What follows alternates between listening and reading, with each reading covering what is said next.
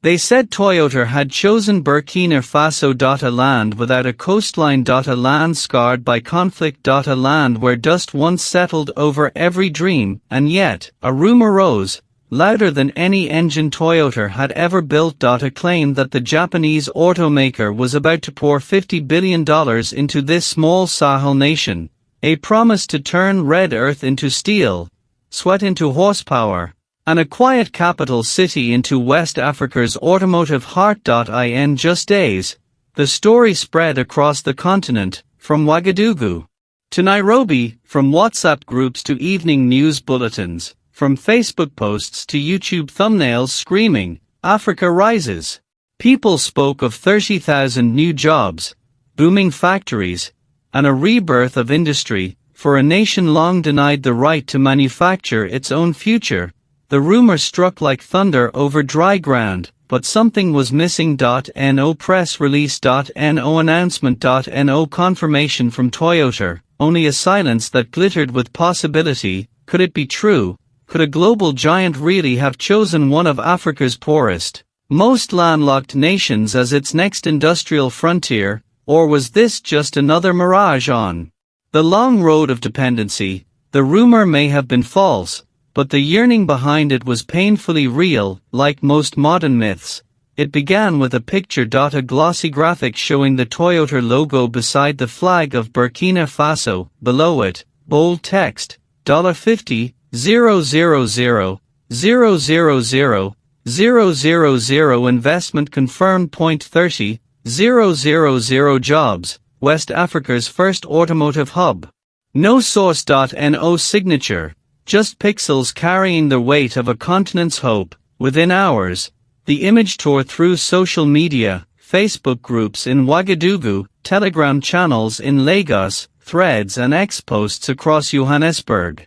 Influencers recorded reactions, commentators compared it to Japan's post-war economic miracle, some even invoked Thomas Sankara, saying, "This is his dream reborn, Africa producing what it consumes." For once, their headlines weren't about coups, conflict, or crisis, they were about factories, opportunity, pride. People wanted to believe. Why not us? One radio caller asked. We have land.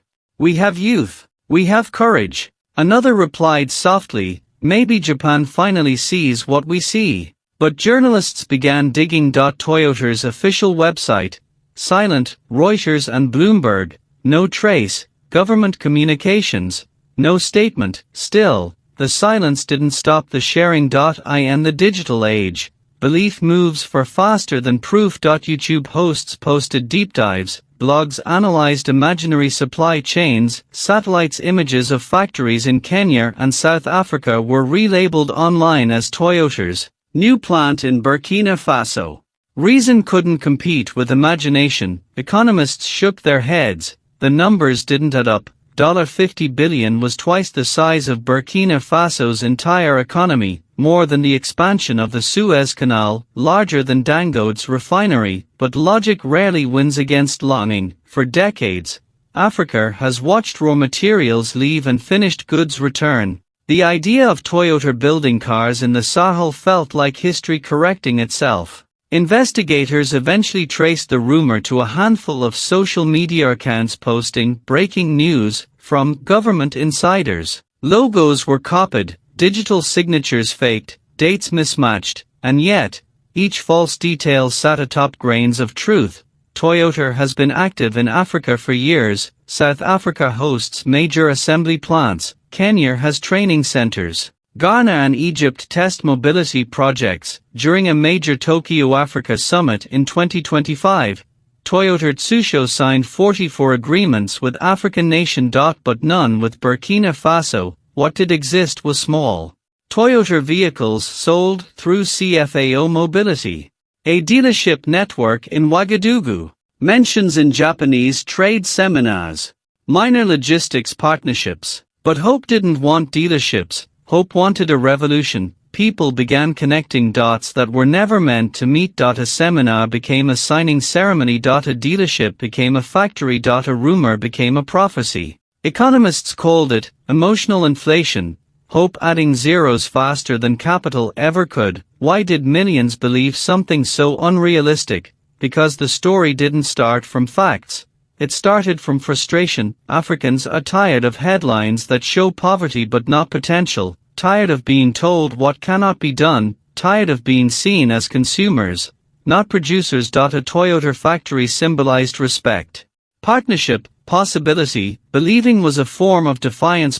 One student posted, "Maybe it's not true now, but it should be." The comment went viral. When fact-checkers finally debunked the rumor, the corrections reached only a fraction of the audience, because truth is often a whisper, emotion is a drum, and yet, the rumor did something extraordinary. Entrepreneurs wrote proposals, banks received loan requests for future Toyota suppliers. Training institutes announced automotive courses, street artists painted murals of cars bursting from the red soil. A dusty roundabout was renamed Toyota Junction. A myth had turned into momentum. Even the government quietly reviewed its industrial strategy, asking what conditions would be needed to attract major manufacturers. Ironically, the false rumor pushed real plans forward. Sometimes change begins with a dream, not a document. When international journalists finally arrived, they found no factory, but they found something else: